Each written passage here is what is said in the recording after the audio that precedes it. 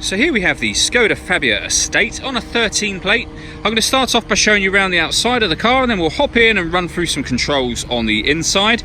But from the outside you can see it's a 5-door car with alloy wheels. Let's start off inside the boot and then work our way around the rest of the car from there. So as we approach the boot, you'll see we've got plenty of space in there, along with that 60/40 split folding rear seat. Okay, so we're just going to work our way back round to the front of the car, and then we'll hop in and run through some controls on the inside. But now that we've done a full circle of it, you can see it's in wonderful condition the whole way round. Just briefly before we climb in, I think it's well worth seeing the interior from this exterior point of view. There's plenty to run through on the dashboard, so let's hop in and we'll do that right now. Okay, now that we're inside the car, we're going to start with the dials. On the left hand side we have the rev counter, and on the right hand side the speedometer. In the middle you can see the total miles of this car, which are 36,035. We've also got the fuel gauge and trip computer in that section as well. If we work our way over into the middle, the first thing that you'll see here is the air conditioning. So we can adjust the temperature on this dial, fan speed off of this one, direction of the air, and then hit that button to turn the air conditioning on. This button will recirculate the air that's in the car, so that's a great way of heating it up or cooling it down quickly depending on the temperature you've set here. That's either off, which it is now, or you're recirculating the air, which is what we're doing when the light shows within that button. We can also turn off traction control from here, and we've got our rear heated screen as well.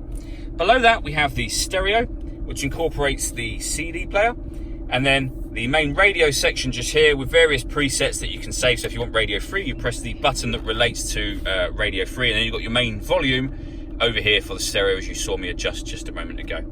If you hit the radio button, you'll go through all the other presets that are available to you on both FM and AM. And then again, the main volume for the stereo is just there. Beneath that, we've got 2 cup holders and the deadlocks, so you can lock the car doors from the outside and then of course open them again, or just get out of the car and that will unlock them automatically. We have a 5-speed manual gearbox, and all the way back in the center just here we have a 12-volt charging socket.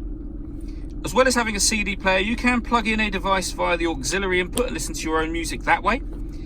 This button here is to reset the tyre pressure, so if you make any tyre pressure adjustments, hit that button to reset them. The car will then warn you if you've lost any tyre pressure in any of the tyres by bringing up that symbol on the dashboard. And then this turns off the stop and start. This car is designed to cut out when it's stationary in traffic to save you fuel.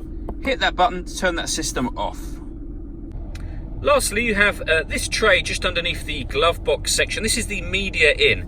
Skoda sell various different cables that you can plug in that end that will have different extensions this end. So a lightning cable for iPhone. This is for an iPod. You can get USB inputs, all sorts of different cables. As I say, you can get them from Skoda. You'll also be able to get them online as well. Then you can just sit your device on that tray and listen to music that way as well. All that leaves me to say is thank you for taking the time to watch this video. If you'd like to come and see the car in person and have a test drive, please feel free to call any of our MJA sites. We'd love to hear from you soon.